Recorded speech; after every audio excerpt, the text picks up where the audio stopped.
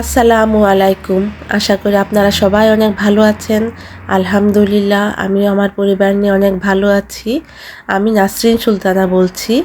আপনাদের সাথে আরেকটি ভিডিও নিয়ে হাজির হয়ে গেলাম। আশা করি আপনাদের ভিডিওটি অনেক ভালো লাগবে। ভালো লাগলে অবশ্যই পাশে থাকবেন। আজকে আমরা আরেকটি জায়গায় বেড়াতে যাচ্ছি, সেটি আমি আপনাদের সাথে আজকে শেয়ার করব। আমরা আজকে কালবাতে যাচ্ছি, তো গাড়ি দিয়ে যাওয়ার সময় ভিউগুলো আমি আপনাদের সাথে শেয়ার করছি। আশা করি আপনাদের ভালো লাগবে। তো আমরা সকালের নাস্তা করে বের হয়ে গেলাম কালবার উদ্দেশ্যে। আজকে আমরা যাব কালবা হ্যাঙ্গিং গার্ডেনে। আমি এই ফার্স্ট টাইম যাচ্ছি ওখানে, তো আপনাদের সাথে ছোট করে একটু শেয়ার করব। আর আপনারা এখন যেটি দেখতে পাচ্ছেন এটা হচ্ছে ফুজাইরাতে, এখানে পেট্রোল স্টোর করা হয়। আমি আপনাদের সাথে শেয়ার করার জন্য ছোট করে একটু ভিডিও করেছি স্টোরেজগুলা।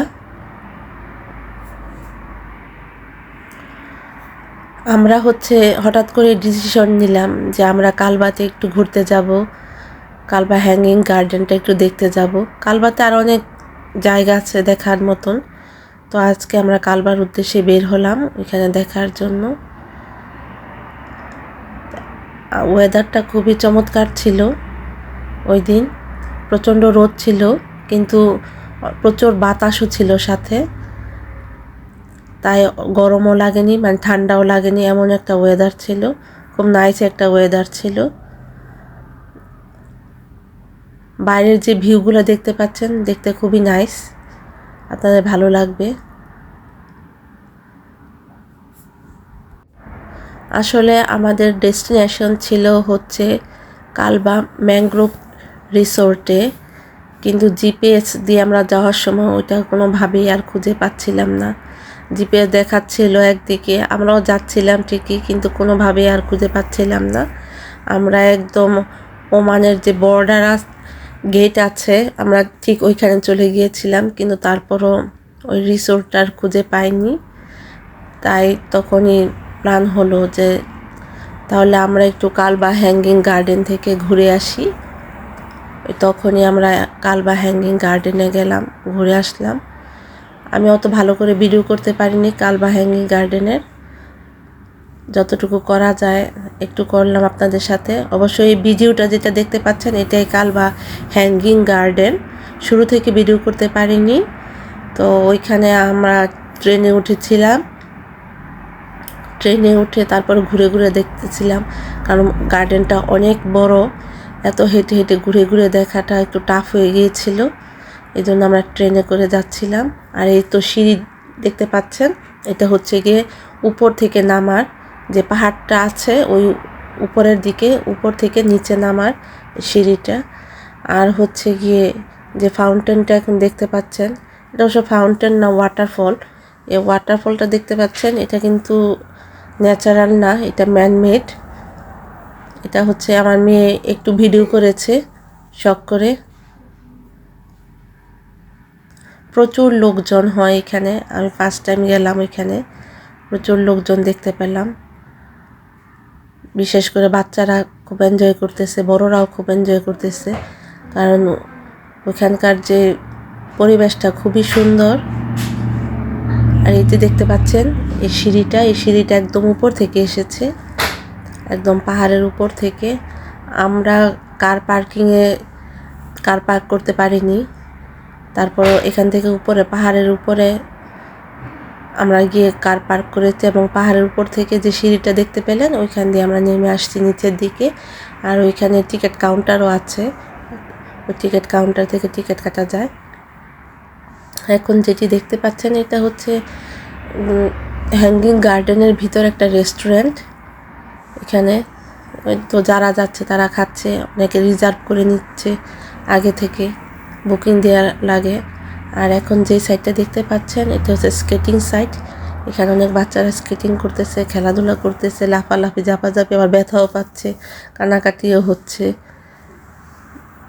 স্কেটিং সাইডে স্কেটিং করতেছে, এই সাইডটাও খুব সুন্দর। পুরা গার্ডেনটাই খুবই সুন্দর এবং দেখার মতন একটা জায়গা। আপনারা যারা এখানে থাকেন ইউ80 থাকেন আপনারা ওইখান থেকে ঘুরে আসতে পারেন। এখানে একটাই শুধু প্রবলেম, সেটা হচ্ছে পার্কিং প্রবলেম। কার পার্কিংটা খুব বড় একটা প্রবলেম। নিচে যে কার পার্কিং লটটা আছে, এখানে আসলে কার পার্কের জন্য জায়গা খুঁজেই পাওয়া যায় না। আমরা ফার্স্টে এখানেই ছিলাম, তারপরে এখান থেকে আমাদেরকে বলল সিকিউরিটি যে উপরে আপনারা কার পার্ক করতে পারবেন, পাহাড়ের উপরে। তারপর ওইখানে কাউন্টার আছে, ওইখান থেকে কাউন্টার টিকিট কেটে আপনারা সিঁড়ি দিয়ে নিচে নেমে আসতে পারবেন।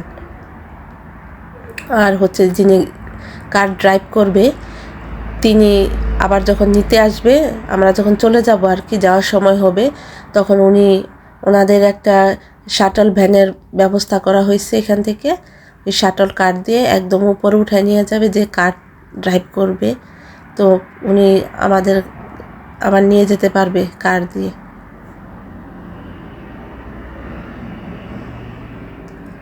এই তো প্রচুর লোকজন।